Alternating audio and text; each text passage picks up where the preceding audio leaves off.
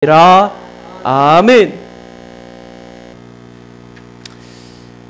오늘날 사회에 있어서, 오늘날 우리가 살아가는 이 사회에 있어서 가장 큰 문제점이 있다면 그건 바로 이 땅에 살아가는 많은 사람들이 정서적인 어떤 그런 만족을 느끼지 못하고 살아간다는 것입니다. 다른 말로 하면 대단히 메말라 있다는 것이죠. 정서적으로 메말라 있기 때문에 우리가 상상할 수 없는 그런 어떤 이상한 행동들을 하는 경우가 참 많습니다. 예를 들자면 묻지마 폭행을 한다든지 묻지마 살행을 한다든지, 그리고 또 사람들에게 대해서 굉장히 적대심을 갖는다든지, 아니면 집에 혼자 자기 방에 들어가서 거의 평생을 나오지 않고 그 평생 동안 방 안에만 박혀서 사는 그런 어떤 운든 외톨이의 삶을 살아가는 사람이 있다든지, 그 내면을 살펴보면 왜 그러냐? 사랑받지 못하고 있다고 느끼는 거예요. 자기가 충분히 사랑받지 못하고 있다고 느끼고, 또 충분히 자기가 누군가를 사랑할 수 없기 때문에 정서적으로 피폐하고 메마르고, 그래서 도저히 살아갈 수 없는 그런 상태가 되는 것이죠. 그래서 어떤 사람들은 자살하고, 어떤 사람들은 정말로 사람들을 정말 분노에 사로잡혀서 사람들을 폭행하고 죽이기도 합니다. 이런 사랑받지 못하는 감정, 사랑받지 못한다고 하는 그런 어떤 느낌들 때문에 오늘날 많은 사람들은 병들어가고 있는 것입니다. 근데 사실 오늘날 우리 사회가 이처럼 병들게 된 원인, 사랑을 주고받지 못하게 된 원인이 무엇일까요? 그 원인은요, 사실 여러 가지를 꼽을 수 있겠지만 너무나도 개인주의가 팽배했기 때문이에요. 모든 것이 자기중심적이고, 각각 자기중심적이고, 개인 위주의 어떤 그런 자유와 판단을 요구하고 허락하고, 혹은 또 요구합니다. 무슨 얘기냐? 다 자기가 중심이에요. 내가 하고 싶은 대로 하는 거예요. 누군가 뭐라고 지적하면 뭐라고 그래요? 남이사. 네가 남의 일에 왜 상관하느냐 이거죠. 내 마음대로 하겠다는 것이죠. 심지어 그 남이사라는 말을 엄마한테도 하고 아빠한테도 하고, 그렇죠? 그리고 또 형제들끼리도 하고, 남이라는 거예요. 나는 나고 너는 너나라는 것이요. 나는 나고 너는 너니까 서로 공감하거나 교류할 수 있는 길이 없는 거예요. 이런 어떤 문화들, 개인주의적인 문화들이 서로를 향해서 에티켓이라고 하는 어떤 그런 울타리를 치게 만들고, 서로 근접할 수 없게 만들고, 결국 서로 사랑할 수 없게 만들어버리는 것이죠. 그러면 이런 어떤 개인주의적이고 그리고 독립적인 어떤 그런 사회 속에서 어떻게 하면 우리가 사랑을 나눌 수 있을까요? 다른 방법이 없어요? 뭐예요? 먼저 다가가서 손을 내밀어야 합니다. 먼저 손을 내밀고, 먼저 사랑을 고백하고, 먼저 따뜻한 말로 위로하고, 또 먼저 그 사람을 챙겨주고. 그래서 정말 내가 먼저 사랑하지 않으면 그 누구도 서로 사랑할 수 없는 그런 사회가 되어버렸다는 것이죠. 사실 사랑이라는 것 자체가 뭐예요? 사랑은 기다리는 게 아니에요. 언제나 먼저 하는 거예요. 먼저 하는 거. 먼저 하지 않으면요, 사랑은 성립될 수가 없습니다. 누군가는 먼저 사랑을 고백하고, 누군가는 먼저 사랑을 시작해야 되는 거예요. 어렸을 때부터 한 마을에서 함께 자랐던 한 남자와 여자아이가 있었어요. 서로 너무너무 친하게 지냈어요. 늘 학교도 같이 다니고, 늘 정말 이것저것 하는 일들도 같이 하고, 동네에 살면서 놀이도 하고, 이런저런 놀이도 같이 하면서 함께 자라갔어요. 그래서 이들이 점점 자라가면서 더 이상 친한 친구 사이가 아니라 서로를 사랑하는 사이가 되었어요. 근데 너무 친하다 보니까 어때요? 서로에게 사랑을 고백하지 못하는 것이죠. 이런저런 애들러서 이런저렇게 마음을 표현하지만 서로가 서로에게 사랑한다고 말하지 못하는 거예요. 그리고는 점점 그들은 자라가고 결국 남자와 여자가 다른 사람을 만나서 결혼을 하게 되고 서로 먼 곳으로 떨어져 살게 되었습니다. 그리고 한참 시간이 지났어요. 오랜 후에 이 두 남녀가 만났습니다. 그래서 옛날 얘기를 하는 거죠. 옛날에는 우리가 이러이러했는데 여기도 갔었지 저기도 갔었지 이런 놀이도 하면서 놀았었지 우리가 이랬었지 저랬었지. 그런 나이를 많이 먹어서 이제 옛날 이야기가 아련할 정도로 나이를 많이 먹었어요. 그러면서 그 여자가 먼저 이런 얘기를 하는 거예요. 내가 사실은 오빠를 너무너무 좋아했는데, 그래서 오빠가 나를 좋아해 준다고, 좋아한다고, 사랑한다고 말해주기를 기다렸는데 오빠가 아무런 말도 하지 않아서 나는 결국 오빠와 함께 할 수 없었다고 말하는 거예요. 그러니까 그 남자는 이렇게 말하죠. 그랬구나. 사실은 그때 나는 너무 어렸고 사랑한다고 말할 용기가 없었어. 나도 네가 나에게 사랑한다고 말해주면 얼마나 좋을까라고 생각만 했어. 그리고는 서로가 서로를 사랑한다고 말하지 못했기 때문에 결국 어때요? 평생 떨어져서 살다가 남남이 돼버린 거죠. 그리고 옛 이야기가 돼버린 거죠. 이런 얘기가 많아요. 우리나라에도 그런 노래 있잖아요. 갑순이와 갑돌이는 사랑을 했더래요. 그렇죠? 그러다가 갑순이가 시집을 갔죠. 별 보고 울었답니다. 만약에 둘 중에 한 사람이 사랑한다고 고백했다면 갑돌이와 갑순이는 같이 살았을지도 몰라요. 혹자는 성이 같기 때문에 같이 못 살았을 거다 라고 말하는 사람도 있지만 모를 일이죠. 어쨌든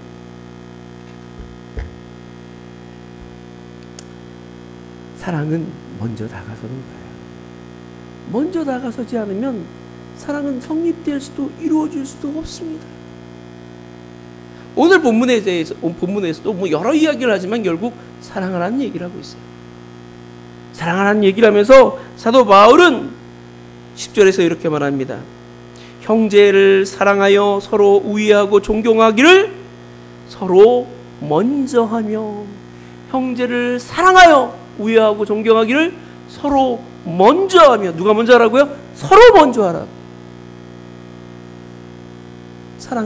사랑하기를, 형제를 우애하고 존경하고 사랑하기를 기다리지 말라는 거예요.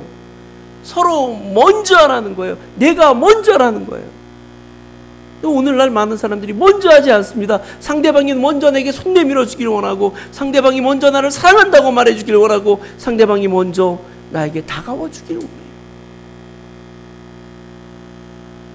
우리 교회처럼 이렇게 작은 교회는 어떨지 모르겠지만 큰 교회는 그래요. 사랑이 메말랐다, 사랑이 없다, 막 이러죠. 근데 결국 그 사람들도 느끼는 건 뭐냐 하면, 누군가 먼저 다가와서 사랑을 표현해 주지 않고 고백해 주지 않는다는. 여러분, 내가 먼저 사랑을 고백하고 표현하지 않으면요, 누구도 그 사랑을 받을 수도 나눌 수도 없는 거예요. 내가 시작하지 않으면 사랑은 이루어질 수가 없는 거예요. 사랑이라고 하는 어마어마한 원자탄이 있어요. 이게 터지면 모두가 행복해져요.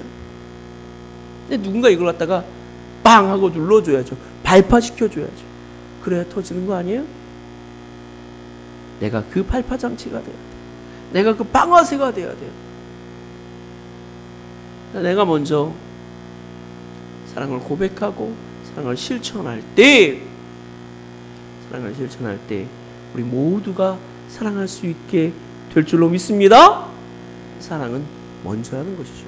근데 문제는 그럼 구체적으로 어떻게 하는 게 사랑하는 것이고, 도대체 우리에게 뭘 어떻게 하라는 것이냐? 그래서 오늘 본문을 통해서 과연 사랑을 먼저 하라는 것이 어떻게 하라는 것인지 함께 생각해 보는 시간을 갖도록 하겠습니다. 어렵잖아요? 사랑 먼저 하라는 거?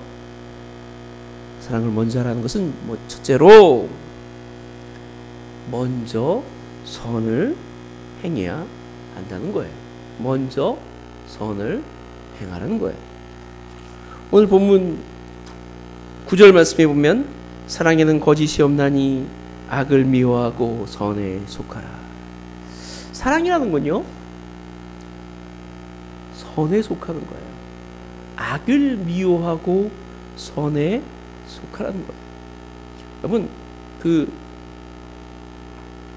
진리와 비진리의 기준은 성경이죠.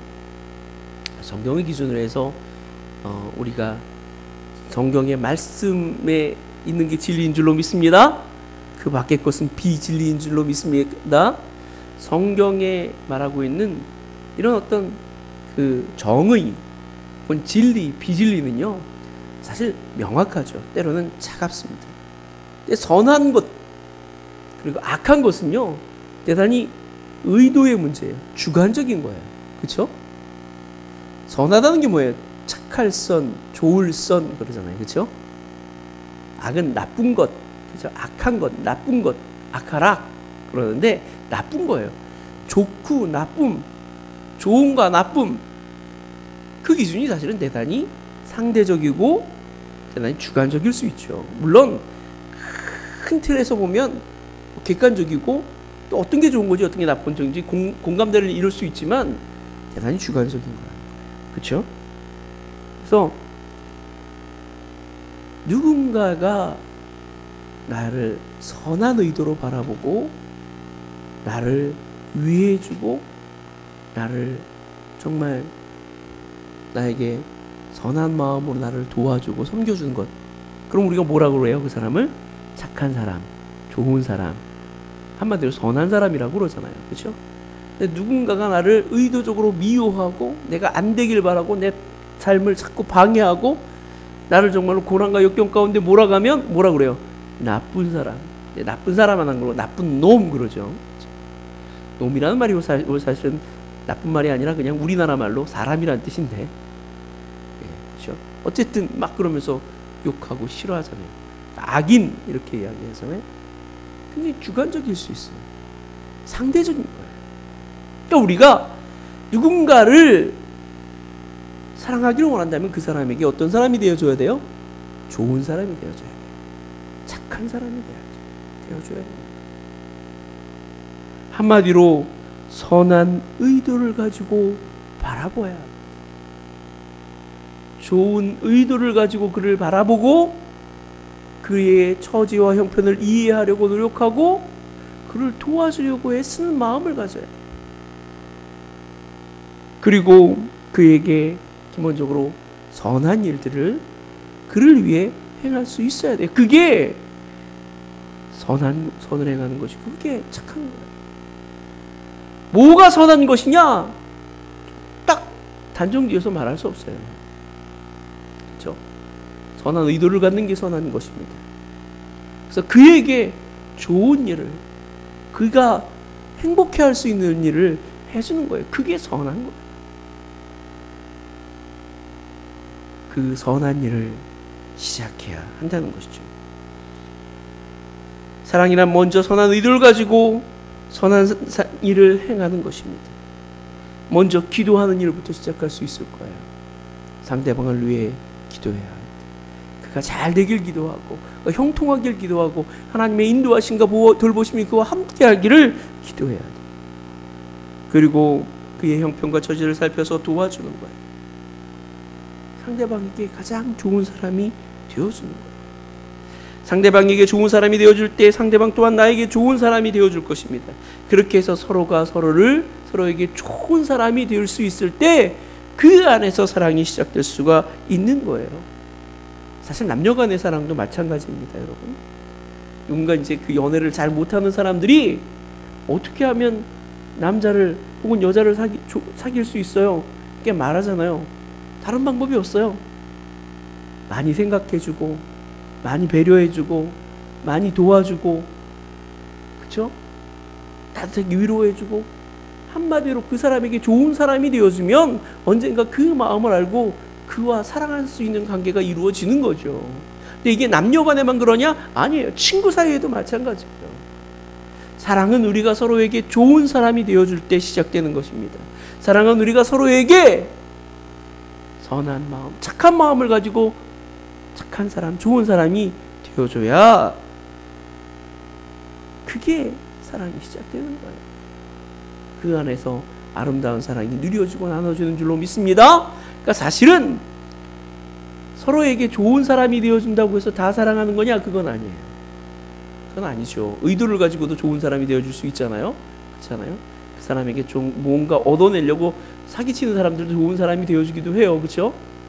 어느 빈민가에 들어가고 빈민들을 쫙 살펴주고 보살펴주고 그들을 봉사활동도 많이 하고 막 어려움 처하면 막 그냥 돈도 이렇게 정말 잘 대출받을 수 있도록 도와주고, 그래서 정말 그 빈민가의 천사라고 했던 사람이 어느 날 보니까 그 빈민가에 사는 사람들 명의 다 빌려갖고 엄청난 돈을 대출받아갖고는 어디로 도망치는 사기꾼이었다잖아요. 3년간을 공을 들여서 그 어르신들의 돈을 쫙 빼갔대잖아요. 그 빈민가 사람들의 돈을 쫙 빼갔대잖아요. 뭐 그런 의도를 가지고 착한 사람이 되어주는 사람들도 있어요. 그러니까 착하다고 다 사랑하는 사람은 아니에요. 사랑은 아니에요. 그러나 사랑한다면 반드시 착한 사람, 좋은 사람, 선한 사람이 되어줄 줄로 믿습니다. 왜냐하면 사랑이란 성경에서 말하고 있는 것처럼 선에 속하는 거예요. 사랑한다는 것은 언제나 선에 속하고 악을 행치 않는 거예요. 상대방에게 악한 마음을 품지 않는 거예요. 그래서 로마서 10장에 보면 어때요? 간음하지 마라, 살인하지 말라, 간음하지 말라, 도둑질하지 말라 하는 이 모든 말들이 사랑하라고 하는 이 말에 다 들어있나니, 사랑하는 자는 도둑질하지 않고, 사랑하는 자는 살인하지 않고, 사랑하는 자는 거짓 증거하지 않고, 사랑하는 자는 남의 것을 탐하지 않는다. 그러므로 사랑은 곧 율법의 완성이니라. 사도 바울이 이렇게 말했어요. 사랑은 선에 속하는 겁니다. 사랑한다면 선한 의도, 착한 의도, 좋은 의도를 갖는 거예요. 근데 우리는 사랑한다고 하면서도 좋은 사람이 되어주지 못하는 경우가 얼마나 많습니다. 사랑한다고 말은 하면서도 상대방에 대해서 악한 말을 하고, 상대방에 대해서 정말 상대방을 고통스럽게 하는 일들을 하고, 상대방이 원치 않는 일들을 합니다. 그래서 그걸 사랑이라고 말하잖아요. 나는 사랑인데 누군가 내 사랑을 사랑이라고 느끼고 있지 못하다면 우리는 돌아봐야 돼요. 내가 과연 그 사람에게 좋은 사람인가? 나는 과연 그 사람에게 정말 좋은 사람이 되어주고 있는가? 근데 좋은 사람이 되어주고 있지 못하다면 과연 나는 그 사람을 정말 사랑하고 있는 건가? 돌아봐야 합니다. 좋은 사람이 되어주십시오. 선한 사람이 되어주십시오. 사랑하는 그 대상을 위해 선한 일을 행하는 저와 여러분이 되시길 바랍니다. 그럴 때 우리를 통하여서 아름다운 사랑이 시작될 것입니다. 두 번째로 먼저 존경해야 합니다. 오늘 그 10절 말씀에 보니까 이렇게 얘기하죠. 10장 10절에 보니까 형제를 사랑하여, 사랑하여예요. 사랑하면 여가 아니라 사랑하여 서로 우애하고 존경하기를 서로 먼저 하며, 이렇게 얘기합니다. 자, 사랑하면 우애하게 되고, 그렇죠? 어떻게 된다고요? 존경하게 된다는 거예요. 존경한다는 거. 사실 이 존경한다는 말은 우리가 무언가 본받을 것이 있는 사람, 무언가 우리의 마음에 감동을 주고, 그래서 정말로 우리가 그를 본받고 싶고 그의 삶을 따르고 싶을 때 존경한다, 이렇게 표현하잖아요. 그렇죠? 근데 과연 사랑한다고 존경할 수 있게 될까? 그렇게 될까? 이렇게 의문을 가질 수 있을 거예요. 근데 사실 존경이라는 건요, 객관적인 게 아니라 주관적인 거예요. 그렇죠? 대단히 주관적인 겁니다. 우리가 존경하는 사람이 다 똑같지 않아요. 그렇죠? 존경하는 게 객관적인 거라면 존경하는 사람들이 다 똑같아야죠. 나 존경하는 게 주관적인 거다 보니까 존경하는 게 다 달라요. 어떤 사람은요, 우리가 흔히 악인이라고 하는 사람들을 존경하는 사람들도 있어요. 어떤 사람에게 누구를 존경하냐고 물어보면 나는 아돌프 히틀러를 존경한다, 뭐 이런 사람들 있잖아요. 그래서 나치당이 돼서 아돌프 히틀러의 추종자가 되는 사람들도 있어요. 김정일, 김일성, 우리가 보기엔 100% 악인이잖아요. 김정은 악인들이죠. 사람의 목숨을 정말로 정말 그 짐승의 벌레의 목숨만도 못하게 하고, 수십만 명이 수해를 당해서 죽어가는데 거긴 돌아보지 않고 사람 죽일 수 있는, 사람 많이 죽이는 핵폭탄이나 만들려고 하고, 자기 정권 유지하기에나 급급하고 그 정권을 유지하기 위해서 수많은 사람들을 죽음으로 몰아가는, 자유를 억압하는 나쁜 사람이잖아요. 근데 그 김정은을 또 존경하고 사랑하는 사람들도 있단 말이죠. 그 나라에는. 굉장히 주관적인 거예요. 누군가에게 물어보면 아버지, 어머니를 존경한다고 하는 사람들이 있어요. 난 아버지를 존경해요. 난 어머니를 존경해요. 이렇게 말하는 사람들이 있어요. 과연 그 아버지, 어머니가 사회적으로 존경받는 사람일까? 꼭 그렇지 않은 경우도 많잖아요. 이게 굉장히 주관적인 거예요. 내가 누군가를 존경한다는 것은 기본적으로 그를 좋은 시각으로 보고 있다는 얘기죠. 그래서 그의 삶을 존중하고 인정하고 그리고 선한 눈으로 그를 보니까 어때요? 그게 좋은 모습들이 보이는 거예요. 좋은 모습들이 보이는 거예요. 똑같은 행동, 똑같은 모습을 봐도 어떤 사람은 열정적이다, 참 정말 성실하다 이렇게 말하는 사람이 있는가 하면, 어떤 사람은 욕심이 많다, 아주 정말 악착 같다, 뭐 이렇게 표현하잖아요. 그렇죠? 똑같이 열심을 내는 모습을 보면서도요, 어떤 사람은 그 사람을 보면서 비아냥거리고 어떤 사람은 그 사람을 존경하고 존중하는 거예요. 뭐의 차이입니까? 시각의 차이고 시선의 차이예요. 사랑은 바로 그 시각과 시선을 바꾸는 것입니다. 상대방을 존중하고 인정하고 그리고 그의 장점을 보려고 노력할 때 사랑이 시작될 줄로 믿습니다. 자꾸만 그의 약점을 보고 그의 단점을 보고 그의 잘못된 점을 찾기 시작하면요, 단점 없는 사람이 어디 있어요? 우리가 존경한다고 하는 대부분의 사람들도요, 수많은 단점을 갖고 있는 사람들이에요. 도저히 존경받을 수 없는 사람들이에요. 그런 사람들은 존경한다 그러잖아요. 그런 사람들을 존중하고 준지어 사랑한다고 얘기하죠. 결국 우리의 시선의 문제입니다. 형제와 자매를 우리는 존중해야 합니다. 그리고 더 나아가 존경해야 합니다. 높여야 하고, 존중하여 높여야 하고, 할 수 있는 대로 그를 선한 눈으로 보며 본받으려 할 때 사랑이 시작되는 줄로 믿습니다. 우리는 흔히 사랑을 친해지는 거라고 생각해요. 가까워지는 거라고 생각해요. 친해지고 가까워지니까 편해지고, 그러니까 함부로 대해도 된다고 생각해요. 아니에요. 친해지고 가까워지는 거 맞는데, 친해지고 가까워져서 함부로 대하기 시작하면요, 그래서 진정한 사랑을 나눌 수 없게 되는 거예요.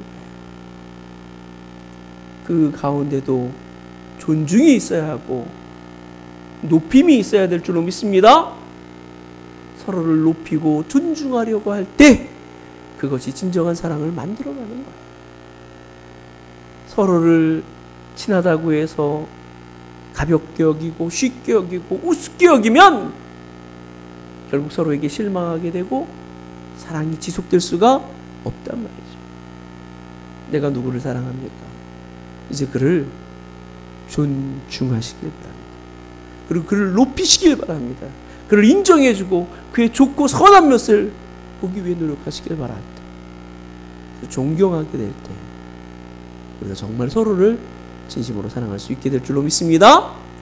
마지막으로 먼저 사랑하는 것은 서로를 위해 먼저 수고해야 한다는 거예요. 먼저 섬겨야 한다는 거예요. 섬긴다는 것은 낮은 자리에서 수고하고 도와준다는 것이죠. 땀 흘리지 않는 사랑은 진짜 사랑이 아니에요. 섬김이 없는 사랑은 진짜 사랑이 아니에요. 그래서 사도 바울이 데살로니가 교회 성도들에게 인사할 때 그들을 칭찬하면서 이렇게 말했어요. 너희 믿음의 역사와 소망의 인내와 사랑의 수고를 내가 아나니. 그렇죠? 믿음에는 믿음으로 말미암은 역사가 나타나야 하고, 그리고 소망을 가진 자는 인내하게 됩니다. 사랑을 하는 자는 어떻게 돼요? 수고하는 거예요. 수고.